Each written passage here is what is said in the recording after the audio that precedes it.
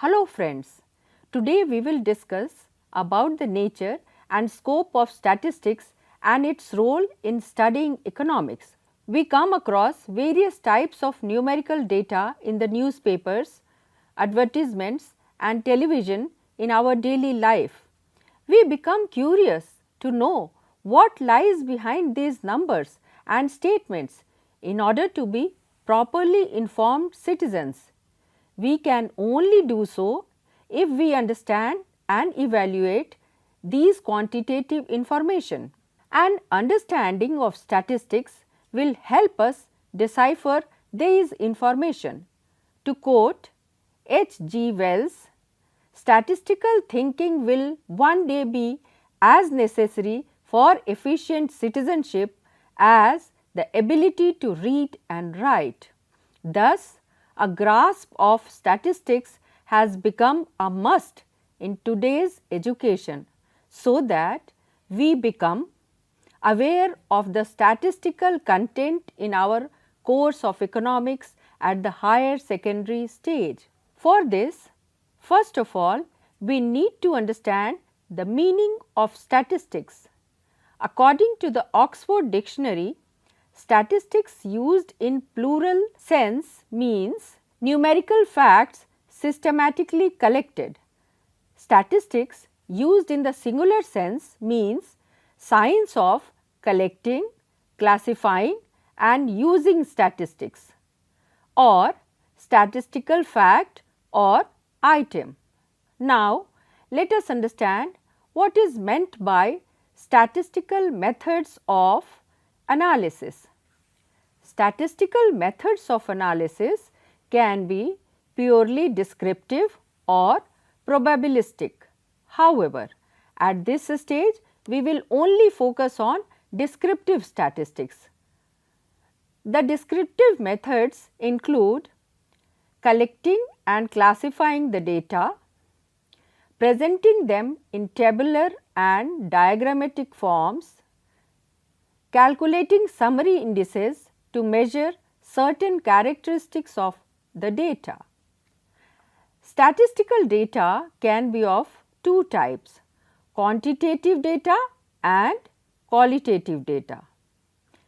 Let us understand the difference between quantitative and qualitative data. We have quantitative data if the variables can be measured in numerical terms. For example, daily temperatures, heights and weights of individuals, prices and incomes, etc. are quantitative variables. These values can be expressed numerically. In case of qualitative data, it is not possible to measure variables numerically. For example, attitude of people to a political system, intelligence of individuals, aptitude of people towards music and art, beauty of individuals, etc. cannot be measured numerically. However, we may rank them according to the quality of their attributes. We may compare two objects and say that A is more beautiful than B, B is more beautiful than C, and so on. We may assign rank 1 to the most beautiful, rank 2 to the second best, and so on. The lowest rank may be assigned to the least beautiful. The ranks may be used as numerical measurements for purposes of statistical analysis. Let us now discuss the scope of statistics in economics. Statistical data are used by us in everyday life. For example, while preparing the family budget for a month, we need data on prices of various goods and services to decide what proportion of our income should be allocated for various items of consumptions like food, clothing, travel, schooling of children, etc. To take another example, the performance of students in an examination is described in terms of marks secured by them. We may also compare the performance of different schools in terms of the number of students passed in class 10th. How many got a first, second and third division, and how many failed? Now, we need to understand the use of statistics in economics. Statistical data is used by economists for various purposes. Some of the important examples are: number 1, to analyze the trends in prices of various goods and services. Second, to analyze consumption and production patterns in the economy. Third, to formulate suitable government policies for economic development. Fourth, to study relationship of sales and prices in business. Fifth, to determine fluctuations in the market. Sixth, to determine the magnitude of inventories to be held at a given point of time. Seventh, to analyze the relationship of inputs and outputs in industry and so on.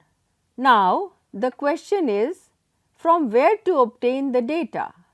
The government is the largest data collecting agency who collects data on various demographic characteristics of the population through census like birth and death rates, size and composition of the population, etc.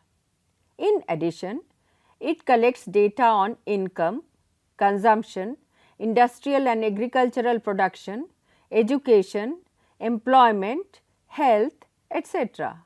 It is said that the government is the biggest consumer as well as the producer of statistical data. It is because the governments also need information on various aspects for planning and administration. Friends, you need to be careful about the possibilities of errors in statistics. There may be errors in statistical relations due to omitted variables. For example, let us consider the relationship of quantity demanded of a certain commodity and its price. We know that the quantity demanded decreases as its price increases, but the change in the quantity demanded may also occur if income changes. Size of the family, tastes of people, etc. also affect the quantity demanded. If we are considering the relationship of quantity demanded with price alone, ignoring the effect of the other variables, the relationship is bound to be in error. Let us take another example. Suppose we are examining that by what proportion would the demand for a certain commodity decrease if its price increases by 1%.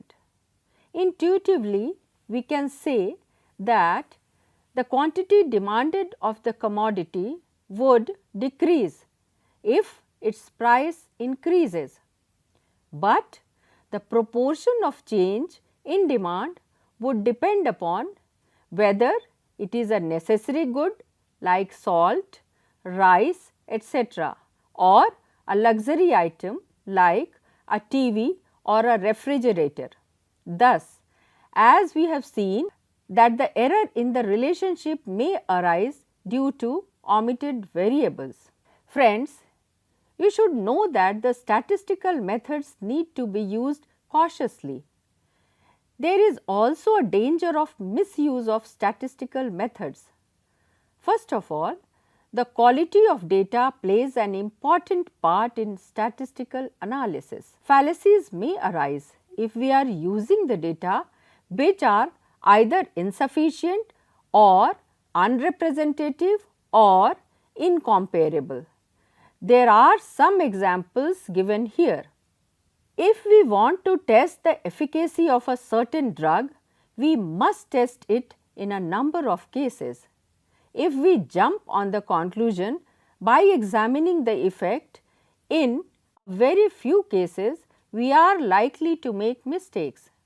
Similarly, if we want to estimate the average income of people living in town and base our estimate on incomes of people living in rich areas only, we get an overestimate.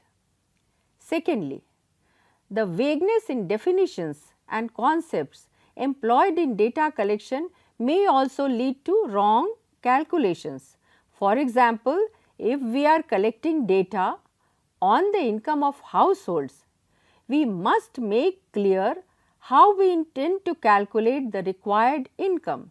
People with fixed wage or salary income may be able to give a correct answer, but a businesswoman does not have a fixed income. Her income varies from month to month and she may not maintain accurate records of her income regularly. Then, how do we calculate her income?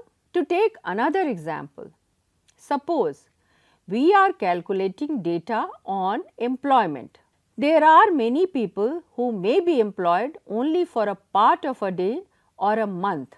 How should we measure their employment? Friends, statistical methods are no substitutes for common sense. To elaborate the point, I will narrate an anecdote. An epidemic broke out in some village of a state. The government took immediate steps to control the epidemic. Doctors were sent with medicines for medical assistance. The person who collected the data found that the number of deaths were larger in those villages which had larger number of doctors. He thus concluded that doctors were responsible for deaths and they should be punished. Friends, what do you think? One more caution, statistical methods should not be used blindly. Here is another anecdote. A family of 4 persons, husband, wife and 2 children, once set out to cross a river. The father knew the average depth of the river, so he calculated the average height of his family members. Since the average height of his family members was greater than the average depth of the river, he decided to cross the river with his family.